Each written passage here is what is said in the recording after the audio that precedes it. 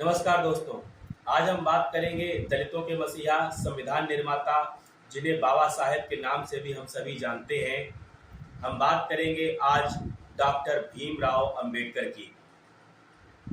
Doctor Bhimrao Ambedkar का जन्म 14 अप्रैल 1891 को एक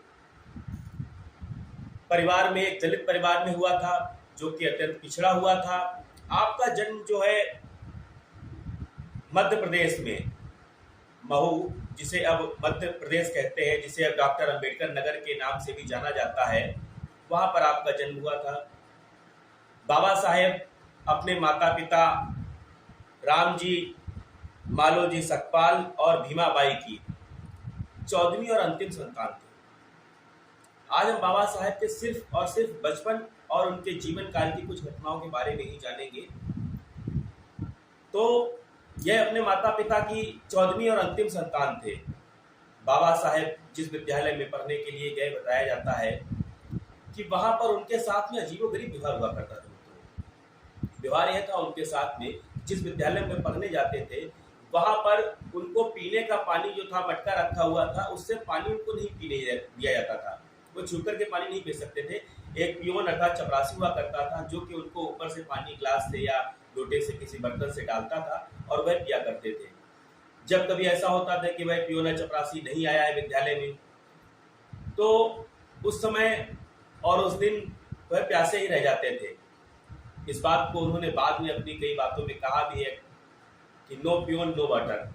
जब चपरासी नहीं तो उनको पीने के लिए पानी भी नहीं मिला करता था। और इनका जो परिवार था वह मूल रूप से मराठा था, और साथ ही साथ ये लोग कबीर पंथ को मानने वाले थे। दोस्तों, हम साथ ही साथ में इस चीज को भी नोटिस करते हैं आप इन सारी चीजों को, कि ये चीजें जो है, मैं मराठा बात कर रहा हूँ, साथ में मैं बात कर रहा हूँ कबीर पंथ की। इन दोनों चीजों का संबंध मैं आगे जाकर के आपको बताऊंगा कि बाद में इनके जीवन पर इन दोनों ही चीजों का क्या प्रभाव पड़ा और क्या इसका नतीजा निकला। तो वापस आते हैं अपने बैक टू पॉइंट पर, कि जब बाबा साहेब ने सबसे पहले 7 नवंबर 1900 को जब प्रथम कक्षा में एडमिशन लिया, पहली अंग्रेजी की कक्षा में एडमिशन लिया उन्होंने, तो उनके पिताजी ने उनका नाम लिखवाया भीमाराव आंबेडकर। तो ये उनका नाम जो पड़ा हुआ था, इसका कारण ये था कि उस समय कोंकण प्रांत के जो भी लोग हुआ करते थे, वे अपना उपनाम अर्थात नाम के बाद का उपनाम जो रखते थे, वह अपने गांव के नाम पर रखते थे। तो आंबेडकर करके इनके गांव का नाम के कारण ही इनका नाम जो है उपनाम आंबेडकर पड़ा। हालांकि जब बाद में इन्होंने उच्च शिक्षा के लिए, हाई स्कूल के लिए जब इन्होंने विद्यालय में एडमिशन लिया, तो वहाँ एक ब्राह्मण शिक्षक थे, जिनका नाम अगर हम देखेंगे तो उनका नाम था कि कृष्णा केशव अंबेडकर। उन्होंने अपने विशेष स्नेह और विशेष प्रेम के कारण अपना उपनाम बाबा साहेब को दिया, जिसके बाद में उनका नाम भीमराव अंबेडकर पड़ गया और आज भी वह उसी नाम से ही जाने जाते हैं।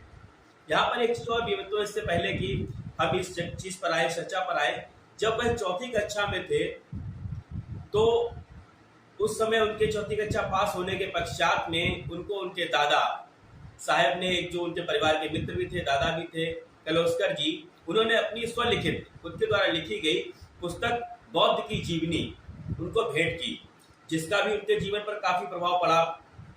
ये 2 बातें मैंने आपको विशेष रूप से आज बताई हैं, इनको आप नोट रखिएगा। सबसे पहले मैंने आपको बताया कबीर पंथ से इनके परिवार का संबंध होना, और दूसरा इनके दादाजी के द्वारा इनको दी गई बौद्ध की जीवनी।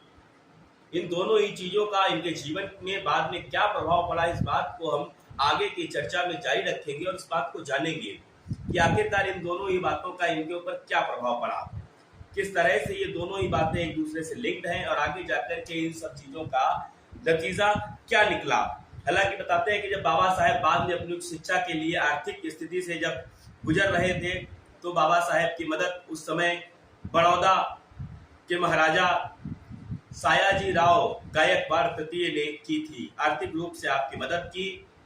और सयाजी राव गायकवाड़ वही व्यक्ति हैं तृतीय, जिन्हें गुजरात प्रांत में, उस बड़ौदा में एक ऐसे महाराजा के रूप में जाना जाता है जिन्होंने शिक्षा के लिए, दलितों के लिए और दूसरे अन्य कलाओं के लिए अपने धन के खजाने को हमेशा हमेशा खोल कर रखा और हमेशा ऐसे लोगों की मदद की। बाबा साहेब इसके पश्चात विदेश में गए और संविधान सभा के समय में, निर्माण के समय में वह इकलौते ऐसे व्यक्ति थे जिनके पास में सबसे अधिक शिक्षा थी। अब सोचिए कि उस समय में उनके पास 3 डॉक्टरेट की उपाधियां थी, एक कोलंबिया यूनिवर्सिटी से, दूसरी लंदन स्कूल ऑफ इकोनॉमिक्स से। दोनों में ही डॉक्टरेट की आपने उपाधि ग्रहण की थी। इकोनॉमिक्स में आपने डॉक्टरेट की उपाधि ग्रहण की थी और उस समय यह दोनों ही डिग्रियां, ये दोनों ही चीजें उनके लिए बहुत बड़ी थी। और उस संविधान सभा के निर्माण के सभी सदस्यों में से आप सबसे ज्यादा शिक्षित थे। अगर कहा जाए तो उस समय आपके बराबर लगभग कहीं पर भी अगर कोई आते हैं तो कुछ एक आध दो लोग ही आते हैं, जिनके बारे में हम बाद में विस्तृत से चर्चा करेंगे। अभी फिलहाल हमारा उद्देश्य है कि उनके बचपन और उनकी शिक्षा के बारे में जानने का। तो ये दोनों ही चीजें जो मैंने आपको बताई हैं आज दोस्तों, सबसे पहली चीज एक हम याद रखेंगे ताकि हमें आगे याद रहे, सबसे पहले कि कबीर पंथ का, उनके परिवार का कबीर पंथ से जुड़ा होना। दूसरा, उनके पास में उनके दादाजी किर्लोस्कर द्वारा स्वलिखित गौतम बुद्ध की जीवनी अर्थात उस पुस्तक को उन्हें दिया जाना। और इसके बाद में हम चर्चा करते हैं डॉक्टर भीमराव अंबेडकर जी के आगे विवाह के बारे में। विवाह के बारे में अगर हम चर्चा करें तो डॉक्टर भीमराव अंबेडकर जी के कुल 2 विवाह हुए। पहला विवाह तो उनका मात्र 15 वर्ष की आयु में ही रमाबाई से हुआ था सन 1906 में, जिनकी मृत्यु बाद में 1935 में हो गई गंभीर बीमारी के चलते। उसके पश्चात डॉक्टर भीमराव अंबेडकर जी ने सन 1948 में 15 अप्रैल सन 1948 में उन्होंने एक दूसरी महिला अर्थात डॉक्टर शारदा कबीर से की। डॉक्टर शारदा कबीर वही हैं जिन्होंने बाद में अपना नाम बदल करके विवाह होने के पश्चात में डॉक्टर सरिता अंबेडकर रख लिया। डॉक्टर सरिता अंबेडकर ने भी बाद में बौद्ध धर्म को स्वीकार किया और डॉक्टर सरिता अंबेडकर की मृत्यु जो है 29 मई सन 2003 को दिल्ली के महरौली इलाके में हुई। आज के लिए इतना ही। आगे हम अगले वीडियो में विस्तार से जानेंगे कि महिलाओं और दलितों और वंचितों के लिए, साथ ही साथ अल्पसंख्यकों के लिए डॉक्टर भीमराव अंबेडकर ने क्या क्या योगदान दिए, कि अगर बाबा साहेब नहीं होते तो आखिर महिलाओं पर क्या फर्क पड़ता है इसका, क्या उन्होंने इसके लिए बदलाव किए, क्या उन्होंने बाद में इसके लिए कार्य किए। इन सब चीजों को हम आगे के वीडियो में जाने रहेंगे। तब तक आप हमारे साथ बने रहिएगा।